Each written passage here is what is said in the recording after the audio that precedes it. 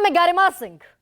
सबसे बड़ा सवाल में आज मैं बात करूंगी आपकी, यानी जनता जनार्दन की और आपके जनादेश की, जो आपने कल सुनाया, यानी कि 13 जुलाई को मात्र 7 राज्य और 7 राज्यों की मात्र 13 सीटें थी जिन पर उपचुनाव होना था। विधानसभा की सीटें थी, बहुत छोटा चुनाव था, लेकिन इस पर चर्चा इसीलिए बेहद जरूरी है क्योंकि लोकसभा चुनावों के बाद, यानी देश के सबसे बड़े चुनाव के बाद, यह पहला चुनाव था, पहला जनादेश और पहली फाइट इंडिया और एनडीए के बीच। लोकसभा चुनाव का नतीजा आप सबके सामने है।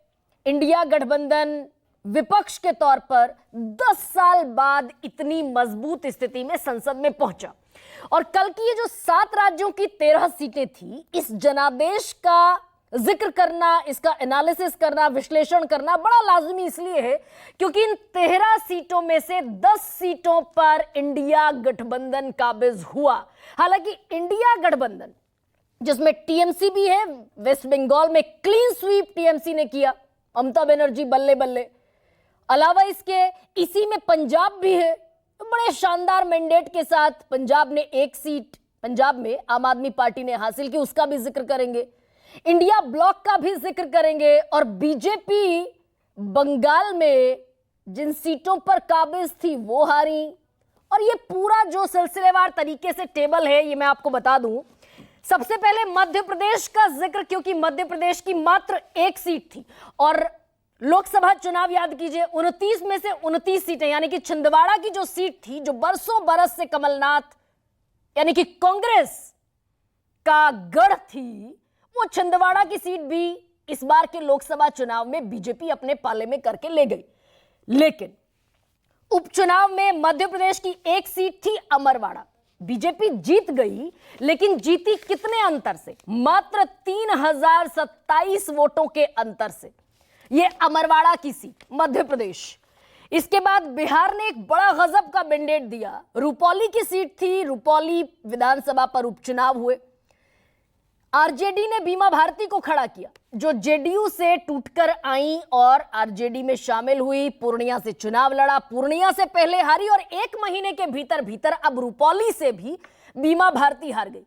लेकिन यहां जेडीयू को भी यह सीट नहीं मिली, सीट चली गई निर्दलीय के खाते में। शंकर सिंह जीते, 68,070 वोट मिले और मार्जिन रहा जेडीयू से, जेडीयू के कलाधर मंडल से 8,246 वोटों का।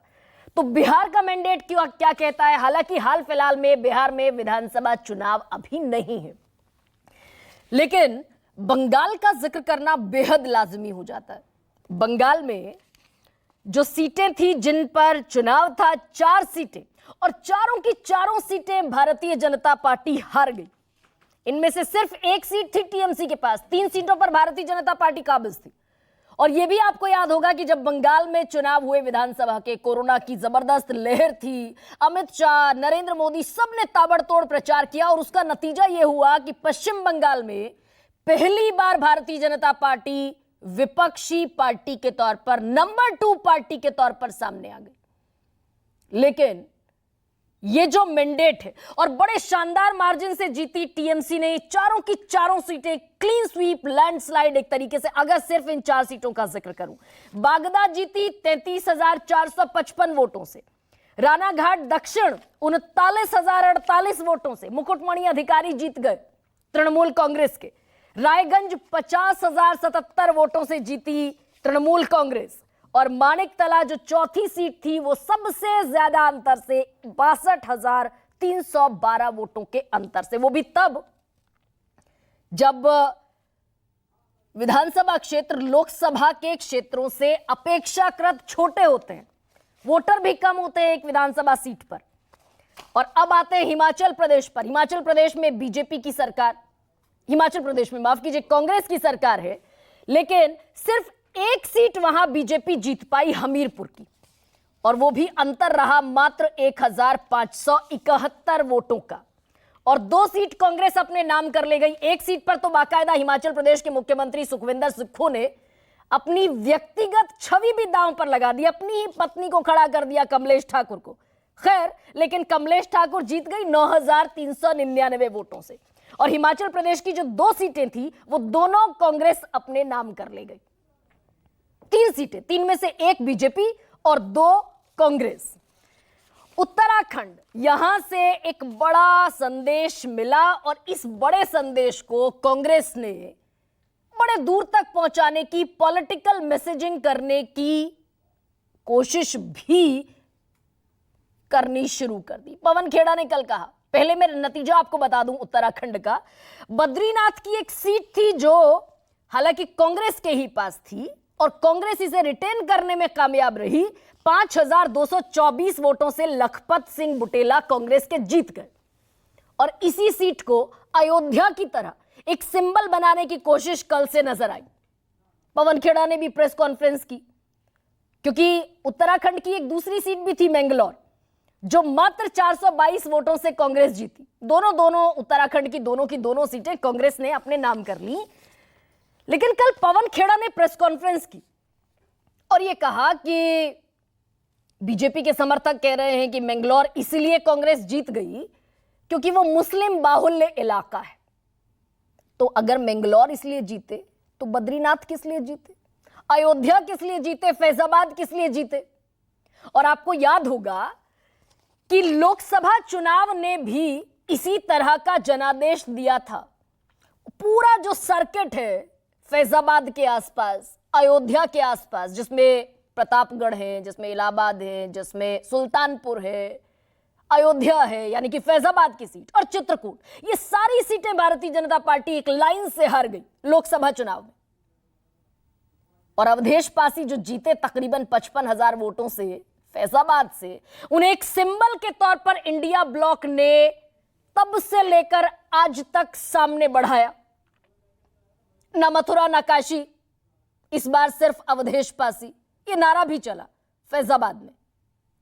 लोकसभा में भी अखिलेश यादव और राहुल गांधी ठीक उन्हें अपने बगल में बैठाए हुए नजर आए।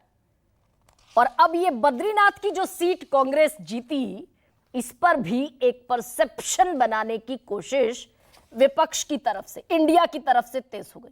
तमिलनाडु में भी यही सूरत हाल दिखा। डीएमके ने अपनी सीट को रिटेन कर लिया और ठीक ठाक मार्जिन से 67,757 वोटों से।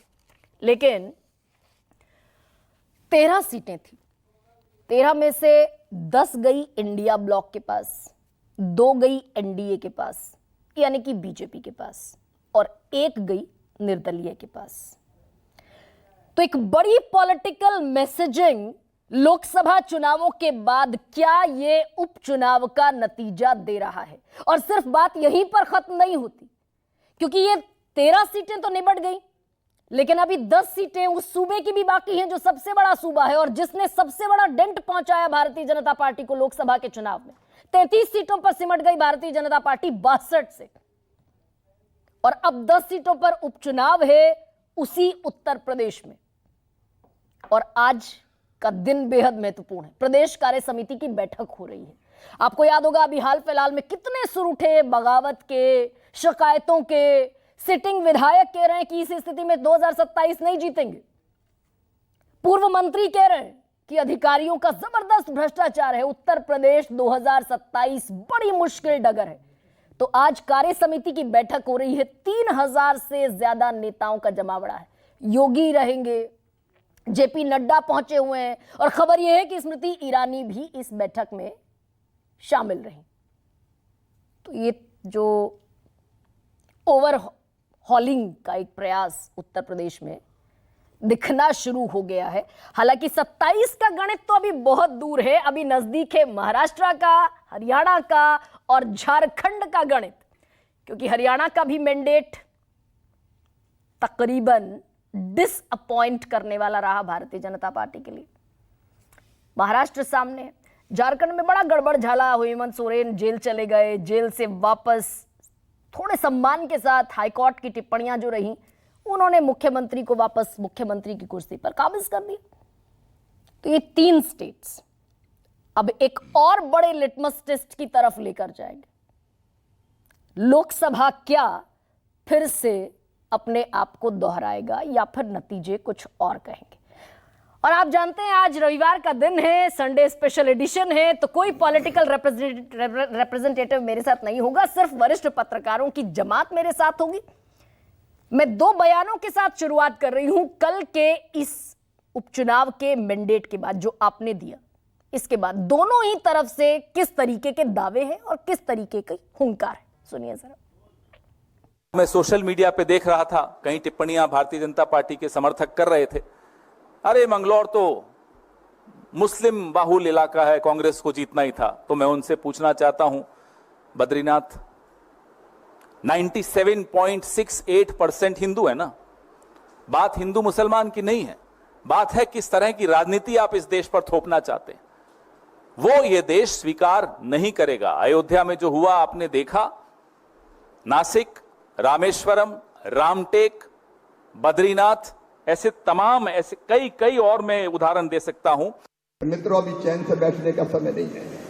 अभी यहां बताया गया कि 5-5 उपचुनाव होना है और एक स्टेट एक चुनाव, इस अवधारणा को भी सरकार साकार करने जा रही है कि सारे चुनाव स्थानीय निकायों के एक साथ कर दिए जाएं। अब इन चुनाव के लिए भी हमें कमर कस के खड़े होना है। और ऐसे में क्या है आज का सबसे बड़ा सवाल, आपके सामने रखते हैं। अयोध्या के बाद बद्रीनाथ, जनता किसके साथ? और महाराष्ट्र, हरियाणा, झारखंड, किसका एजेंडा होगा खंड खंड?